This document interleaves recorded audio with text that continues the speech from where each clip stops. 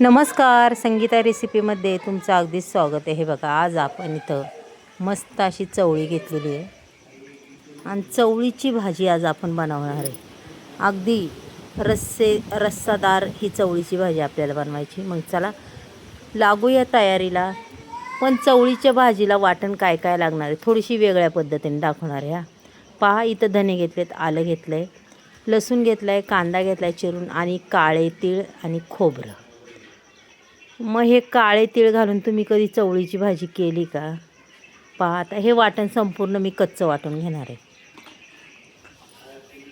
इकडं गॅसही पेटवला आहे. गॅसवर आपण ठेवणार आहे कुकर आणि भाजी मी चवळीची कुकरमध्येच करणार आहे बरं का मैत्रिणींनो.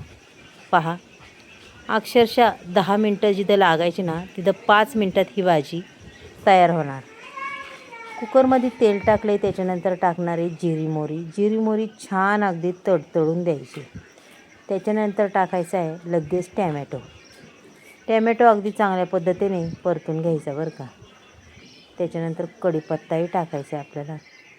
टॅमॅटो छान परतून घेतला आहे, कढीपत्ताही टाकला आहे, पाहू शकता तुम्ही. आता हे पूर्ण आपण असं हलवून घेऊया. चवळीची भाजी भातासोबत एवढी छान लागते की खरंच खूप अप्रतिम लागते आणि टेस्ट बी खूप भारी लागते. आणि कुकरमध्ये भाजी केली की अजिबात वाफ बीपसुद्धा बाहेर पडत नाही. भाजी बी खूप चवीला छान लागते आणि 5 मिनटातच भाजी आपली रेडी होते. चला आता इथे हे वाटण टाकून देऊया आपण. हे का पूर्ण हे कच्चं वाटण असं तेलात टाकायचे.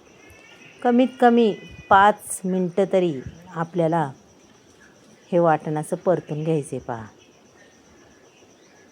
संपूर्ण वाटण मी त्याच्यात टाकून घेतलेलं आहे, पाहू शकता. झाकणाला लागलेलं सुद्धा टाकले. आता हे आपल्याला अगदीच मस्तपणे परतायचे. पूर्ण त्याचा कच्चापणा गेला पाहिजे, कारण की कांदासुद्धा कच्चाच आहे. मग आता हे वाटण आपल्याला अगदी छान पद्धतीने परतून घ्यायचं. लगेच काय मसाले टाकायचे नाही.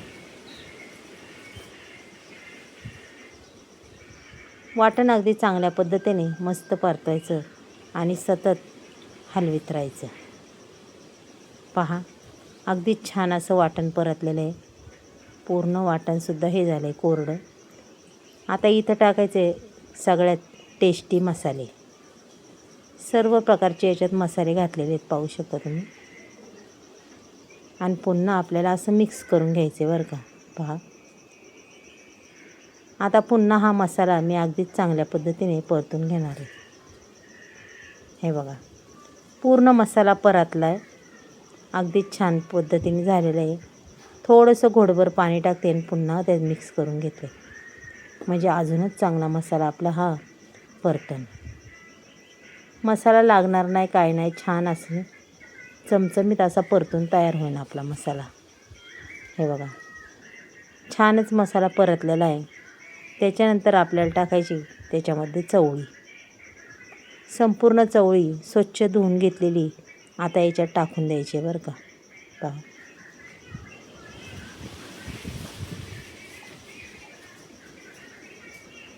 आणि मसाल्याबरोबरच आपण मीठही टाकून घेतलं होतं. आता पूर्ण चवळी आपल्याला हलवून घ्यायची आहे, पाहू शकता तुम्ही. तुम्हाला किती भाजी करायची त्याच्यानुसार पाणी टाकून घ्या. मी आता इथं फक्त 4 माणसांपुरती भाजी करणार आहे. पहा मैत्रिणींनो, काळ्या तिळातली चवळीची भाजी नक्की एकदा करून पहा. खरंच खूप टेस्टी होती आणि खायला बी खूप चवदार लागते. की तुम्ही कायम अशी काळ्या तिळातली भाजी चवळीची नक्की करसाल.